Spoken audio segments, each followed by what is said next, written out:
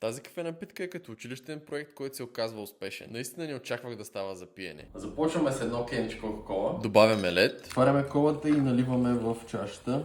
По принцип трябва да използвате коктейлни череши, но понеже аз намерих такива и сме балканци, аз ще използвам компот с череши. Ако успея изобщо да го отворя.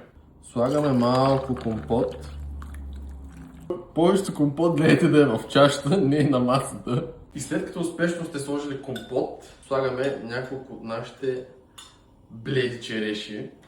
Май сложих много, но да има. По-балкански. Разпремаме малко мляко. Сипваме малко мляко върху питката. Слагаме 2 лъжици Cosmic Flow.